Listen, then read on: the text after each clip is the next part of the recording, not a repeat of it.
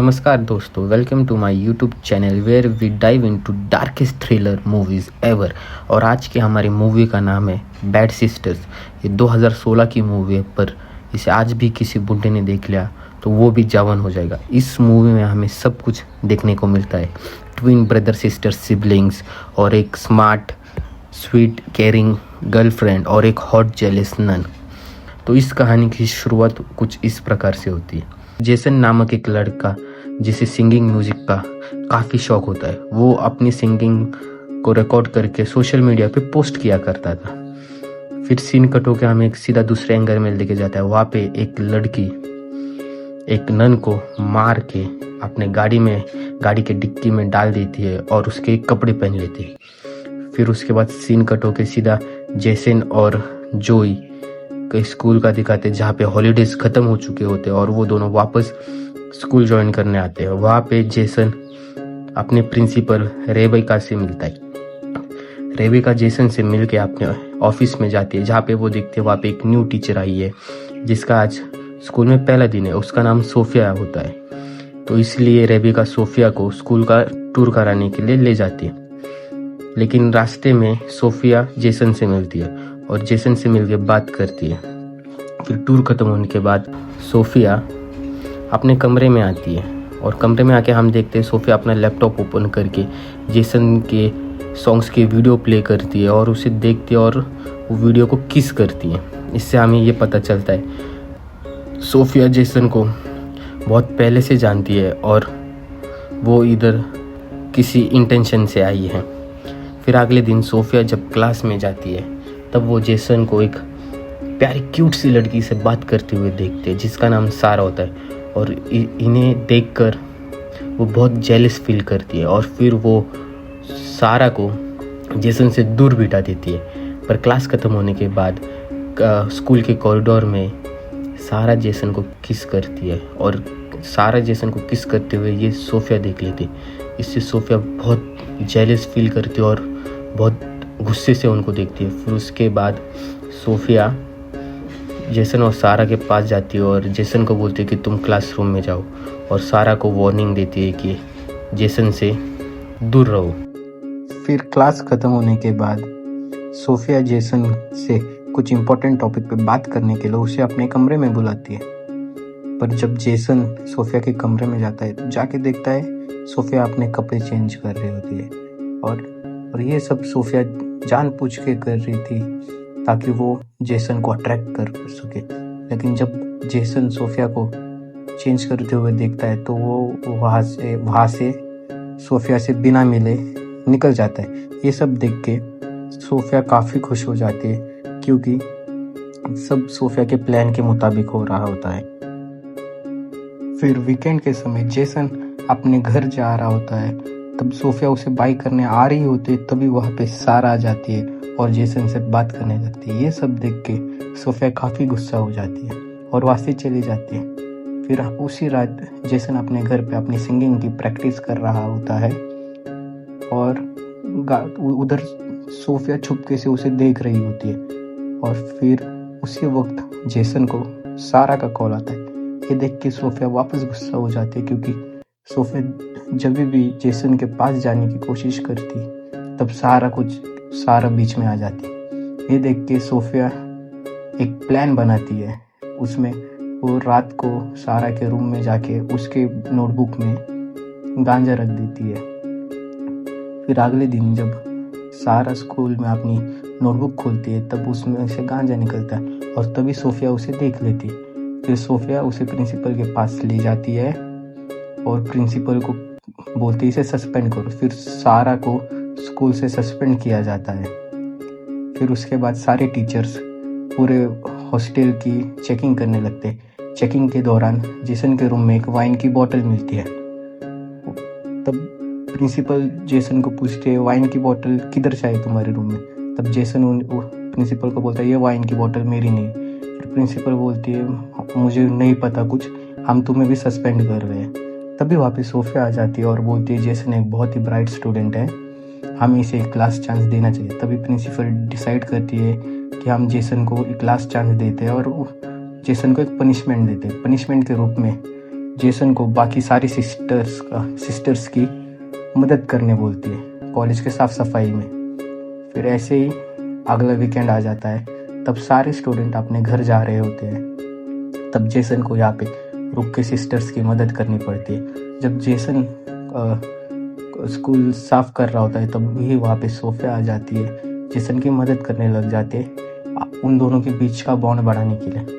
और बात करते करते सोफिया अपनी शर्ट का बटन खोल देती है ताकि वो जेसन को अट्रैक्ट कर सके। फिर वो होने के बाद सीधा हमें नाइट का सीन दिखाया जाता है जहाँ पे जेसन अपने रूम में अकेला सो रहा होता है।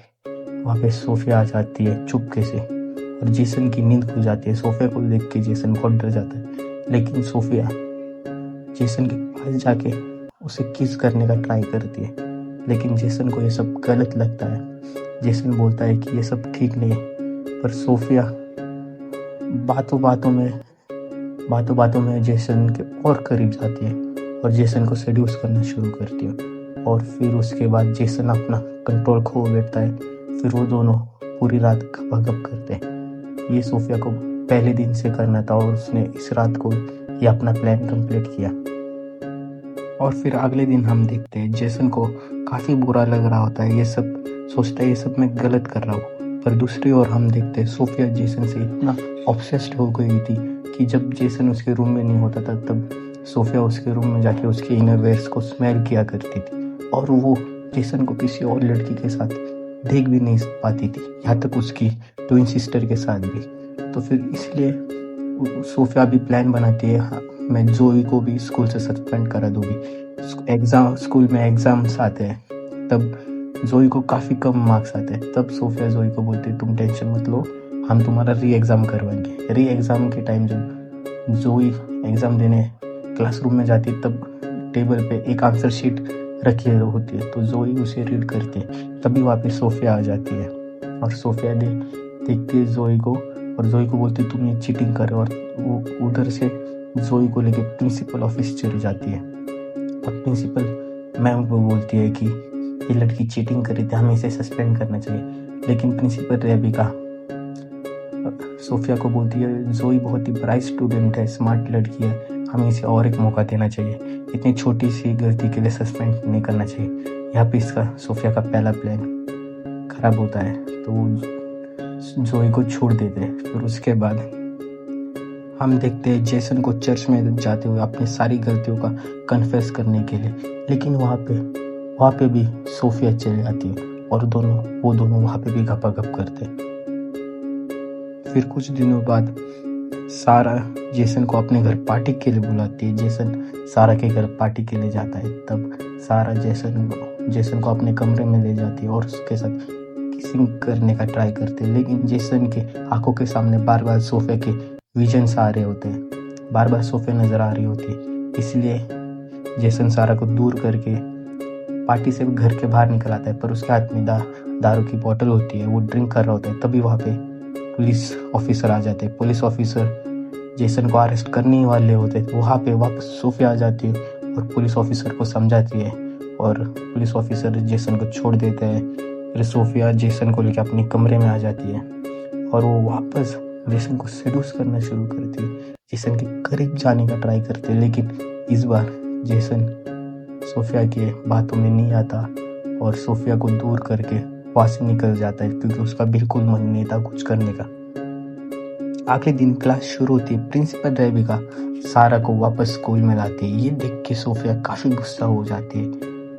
फिर उसके बाद जेसन और सारा बात करने लगते हैं। फिर सोफिया जेसन को जाके कहती है तुम सारा से बिल्कुल बात नहीं करोगे, पर जेसन सोफिया का एक नहीं सुनता और बल्कि सोफिया के सामने जाके सारा से और बात करने लग जाता है। ये सब सोफिया को बर्दाश्त नहीं होता, वो बहुत गुस्सा हो जाती है। फिर उसी नाइट जब सारा अपने रूम में शावर ले रही होती है तभी वहाँ पे सोफिया चली जाती है। सोफिया जाके सारा को बहुत बुरी तरीके से मारती है, दीवार पे सर पटक पटक के मार डालती है और वहाँ से चली जाती है। फिर वहाँ पे जोई आ जाती है। जोई सारा की डेड बॉडी देख के शॉक हो जाती है और अगले दिन जेसन को सब ये पता चल गए। जेसन को सोफिया पे ही डाउट आया और जेसन ने सोफिया से पूछा कि तुमने मारा सारा को, तो वहाँ पे सोफिया ने बिना कुछ बोले वहाँ से निकल गई। अब वीकेंड आ गया था, इसलिए जेसन और जोई अपने घर आते हैं। जोई अपने भाई को बहुत परेशान देखकर अपने भाई से पूछती है, क्या हुआ जेसन, तुम इतने आजकल इतने परेशान क्यों? तब जेसन लास्ट में सब जोई को बता देता है सोफिया के बारे में। फिर जोई बोलते, तुम टेंशन मत लो, हम सब सोफिया के बारे में और इन्फॉर्मेशन निकालेंगे। ये डिसाइड करने के बाद जोई और जेसन सोफिया के रूम में आते। जब वो नहीं होते तब उन्हें वहाँ पे सोफिया का लैपटॉप मिलता है और वो उस लैपटॉप में देखते हैं सोफिया के इमेजेस, जो कि सोफिया नहीं, वो असली वाली सोफिया की इमेजेस देखते हैं। वो लैपटॉप असली वाली सोफिया का होता है। तब उन्हें पता चलता है कि ये सोफिया नकली है। तभी जेसन को वहाँ पे और एक लैपटॉप मिलता है, जिस लैपटॉप को ओपन करने के बाद उन्हें पता चलता है कि इस लड़की का नाम लॉरा होता है। लॉरा की लैपटॉप में जेसन के बहुत सारे इमेजेस दिखते हैं, जिससे कि जेसन को पता चलता है लॉरा यहाँ पे जेसन के पीछे आई हुई होती। ये सब बात जेसन को पता चलती। फिर जेसन और जोई डिसाइड करते हम प्रिंसिपल रेबिका को उसकी असली हकीकत बताएंगे और वो लैपटॉप लेके प्रिंसिपल ऑफिस में जाते हैं। लेकिन वहाँ पे प्रिंसिपल रेबिका को पहले से ही डाउट आ चुका होता है कि ये असली सोफिया नहीं है। तब प्रिंसिपल रेबिका सोफिया को पूछती, कौन हो तुम, मुझे तुम्हारा असली नाम बताओ और तुम यहाँ पे क्यों आए? वहाँ पे सोफिया कुछ नहीं बोलती, डर जाती है। प्रिंसिपल रेबिका सोफिया को बार बार पूछते पर सोफिया जवाब नहीं देते। फिर प्रिंसिपल रेबिका पुलिस को कॉल करने ही वाली होती है, तब सोफिया प्रिंसिपल पे हमला कर देती है और उन्हें मारती है वहाँ पे और वहाँ से चले जाते हैं। दूसरी तरफ जोई और जेसन प्रिंसिपल रेबिका को ढूंढ रहे होते हैं। वहाँ पे सोफिया आ जाती है और वहाँ पे जोई सोफिया को बोलते, हमें तुम्हारी हकीकत पता चल चुकी है, हम सबको बता देंगे तुम कौन हो और यहाँ पे क्यों आई हो। तभी सोफिया जोई पे हमला कर देती है और जोई की जान लेने वाली होती है। तभी वहाँ पे प्रिंसिपल रेबिका आती है और जोई को बचाती है, पर वो बहुत इंजर होती है। तो सोफिया प्रिंसिपल रेबिका का गला दबा रही होती है। तभी वहाँ पे जेसन को एक स्क्रू ड्राइवर मिलता है। स्क्रू ड्राइवर मिलने के बाद जेसन उस स्क्रू ड्राइवर लेके सोफिया पे हमला कर देता है और वहाँ पे सोफिया की मौत हो जाती है। फिर उसके बाद हमें एक लास्ट सीन में दिखाया जाता है जोई और जेसन का स्कूल कंप्लीट हो गया होता है और वो अपने फैमिली के साथ हैप्पीली घर जा रहे होते हैं। यहाँ पे ये पिक्चर खत्म हो जाती है।